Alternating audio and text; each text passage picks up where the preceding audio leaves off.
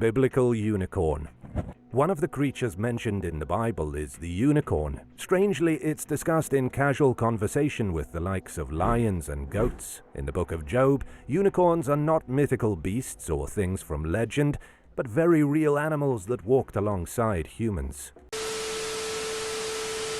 Welcome back to my YouTube channel, or welcome to my YouTube channel. My name is Utikaz if you're new, and without wasting any more time, let's get to the video. The snake with legs. After the serpent persuades Eve to taste the forbidden fruit, and Eve convinces Adam to eat it as well, they all get in trouble from God. Adam and Eve are banished, and God curses the serpent to crawl on its belly and eat dirt for the rest of its life. This seems fairly normal until you scrutinize the passage and realize it implies that before the event, the serpent had legs. This is an often overlooked passage in the book of Genesis. In 2019, scientists from Argentina discovered a fossilized ancestor of modern snakes that once had legs. This seems to back up the idea that God cursed snakes to no longer have their limbs. The weird thing is that the fossils are 100 million years old. That means they predate the Bible by a significant amount of time. However, scientists say that snakes likely lost their front legs millions of years before their hind legs. It's possible that in the era the Bible was written, there were still some remaining snakes floundering around with two stubby hind legs. Number 4. Chariots in the sky. Yeah, what do you think? When it comes to Christianity or religion in general, I usually have read different groups I can think of. People who take the scripture literally, and people who don't, and others who have their own interpretation of it. The second one is usually a group of people who believe that yes, God did create the world, but it was through evolution that happened. That would discount a lot of stories in the Bible, and I've already mentioned the first people.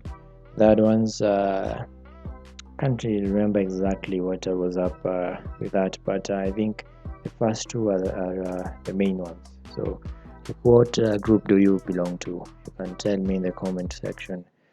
In the book of Revelations, Zechariah has a vision of the apocalypse. At one point he describes witnessing chariots of fire streaming out from the clouds. These chariots were made of solid iron and bronze, and were led by red, black, and white horses. In the year 66 AD, Roman Emperor Josephus had a similar vision. He supposedly saw with his own eyes an army in the clouds, metallic chariots blazing across the sky. Shortly after the emperor saw these mysterious things in the heavens, he attacked Jerusalem and burned their great temple to the ground. Emperor Josephus was hardly the only person in the ancient world to see something strange in the sky and interpret it as the chariots of God. And there has been a long debate as to whether these fiery chariots were divine prophecy or extraterrestrial visitors. NASA scientist Richard Stothers believes that with the introduction of the Bible, people in the first century began to interpret extraterrestrial encounters as having divine visions from God. These people thought they were seeing God's will or his army of angels hiding in the clouds, when really they may have been seeing alien ships hovering in the sky. Number 3. Yeah, that was that group of not that. This was another interpretation of biblical history, as I can call it. So, yeah, like, what do you think? Could that have happened? Are there more beings out there, the universe, similar to us or completely different to us that exist? Like, what do you think? Do you believe in aliens or not?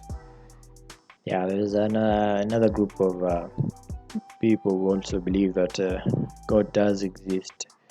Like, why would he stick to just creating one race? That's just a theory that I've heard. Doesn't mean it's true, doesn't mean it's false. You can never know. You can't prove or disprove it. So you're just here speculating. But tell me what you think. Do you believe in aliens, or is it just a bunch of nonsense? Biblical unicorn. One of the creatures mentioned in the Bible is the unicorn. Strangely, it's discussed in casual conversation with the likes of lions and goats. In the book of Job, unicorns are not mythical beasts or things from legend, but very real animals that walked alongside humans. New archaeological evidence has shown that humans may have seen unicorns in the days the Bible was written. Biblical authors could have been some of the last people who physically sighted unicorns before they went extinct. In Kazakhstan, researchers found the skull of a creature that looked like a rhino mixed with a horse. The creature has been dubbed the Siberian unicorn, and its skull was dated at just 29,000 years old. Before this skull was discovered, scientists believed the Siberian unicorn went extinct 350,000 years ago. Keep in mind that the real unicorn didn't look anything like what we know from fairy tales, and it wasn't a beautiful white steed with a golden horn. Instead, it was a furry horse-like beast with a giant rhino horn sticking out of its forehead. And although this particular specimen is 29,000 years old, it's likely not when it went extinct. The creature, which was roughly 6 feet, 1.8 meters tall, and 9,000 pounds, 4,082 kilograms, may have lived until just recently. If the authors of the Bible wrote about the creature as though they themselves had seen it, there's a high probability that they did. Number 2. Yeah, it's interesting to see where the unicorn came from. Yeah, and to see that it was completely different to what modern stories or fairy tales portray them as. But yeah, interesting. Yeah, never knew it was in the Bible. The Angel and the Senator. In 2013, Illinois Senator Mark Kirk claimed that he encountered 3 angels. The Republican senator said he was visited by these beings while recovering from a stroke. The angels stood at the foot of his bed in Northwestern Memorial Hospital in Chicago and asked if he wanted to go with them. However, Mark told them no and said that he wasn't done living on Earth yet. According to Mark's surgeon, Dr. Richard Fessler, the senator's brain functions were completely normal at the time he supposedly encountered the angels. His thought process was normal, and his mental state was perfectly fine. Mark is now one of the 8 million Americans who believe to have physically seen with their own eyes angelic messengers from heaven. Like all 8 million of these alleged sightings, there is no possible way to confirm or deny what they saw, and there has been no definitive proof ever captured on camera. Number 1. Yeah, and I think that would be the case. Like, how are you going to tell someone that he didn't see something he believes he saw? Like, for example, if I fell down here and I had like a stroke or some brain damage and I saw something, there's no way you can tell me I didn't see what I saw, even if it's not true. People usually base their lives and experiences and their opinions in what they saw and what they personally experienced. You can provide a lot of stats about things from here and there, but if it doesn't apply to their own lives, they would probably not believe you or even care, even if you're right. Even if you pull out a bunch of evidence, they're not going to believe you, because that's how people are. The rooster snake. The cockatrice, a rooster and snake hybrid from medieval mythology, is one of the strangest creatures mentioned in the King James Version of the Old Testament.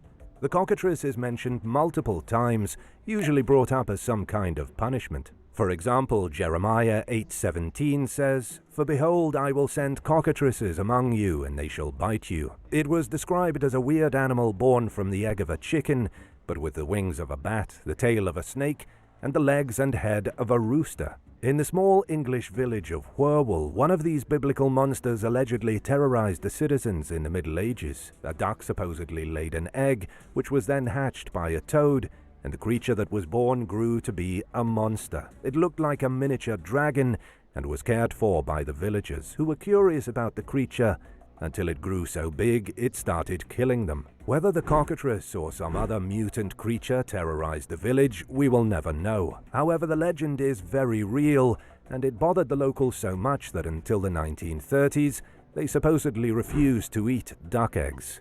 Do you think ancient angel sightings were really just UFOs in the sky?